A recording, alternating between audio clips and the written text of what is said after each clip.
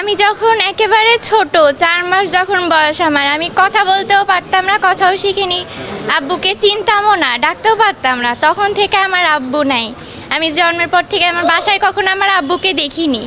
আমার বয়স 17, আমার আব্বু জেলে থাকার বয়সও 17। আব্বু মুক্তি পেল, আমরা তো আশা করিনি যে আব্বু মুক্তি পাবে।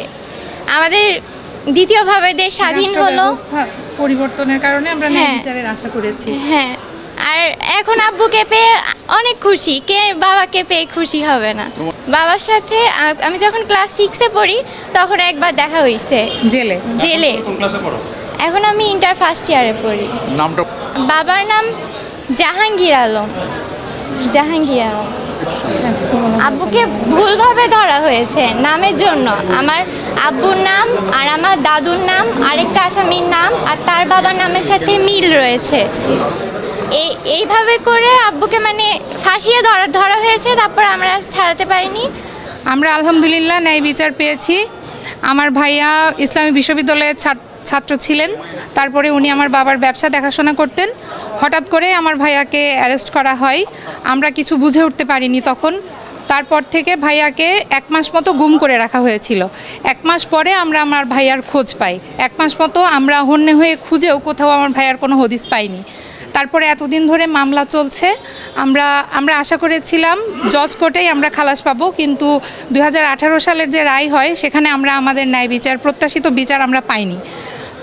ঘটনার দিন আমার ভাইয়া সহ আমরা সবাই, যে ঘটনাটা ঘটে 21শে আগস্টে, সেই দিন আমরা সবাই একসাথে উপস্থিত থেকে টিভিতে আমরা সংবাদটা দেখেছিলাম। এবং সেই দিনে দোকানে আমার ভাইয়া সারাদিন বেচা কেনা করেছিল, সেখানকার সাক্ষীও পেশ করা হয়েছিল, কিন্তু তারপরেও আমরা ন্যায় বিচার পাইনি।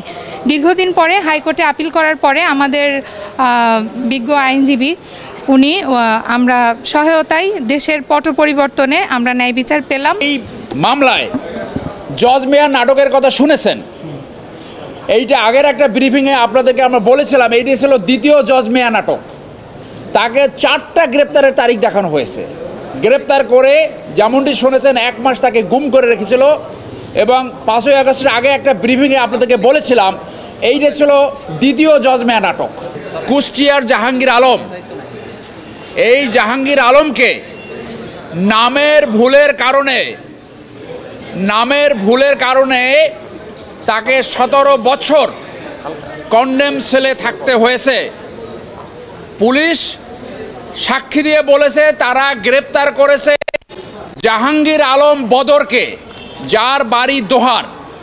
এই জাহাঙ্গীর আলম বদর ছিল মুফতি হান্নানের সাথে 9টি মামলার সহযোগী আসামি।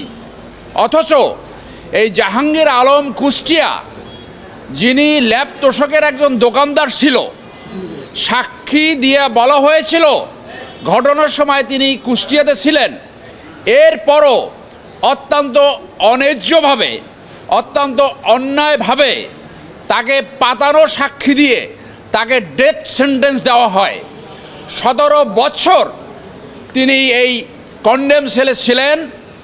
আজকে আমরা ন্যায় বিচার পেয়েছি। আমার ডান পাশে যে মেয়েটি আপনারা দেখছেন, তার বয়স ছিল তখন 4 মাস।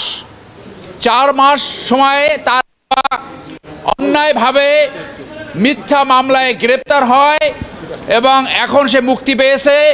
আজকে এই মেয়েটা খুশি, ন্যায় বিচার পেয়েছে। আমার বামে যে রয়েছেন তিনি জাহাঙ্গীর আলমের আপন বোন। তারা এতদিন ধরে এই ন্যায় বিচারের অপেক্ষায় ছিলেন। আজকে তারা ন্যায় বিচার পেয়েছে।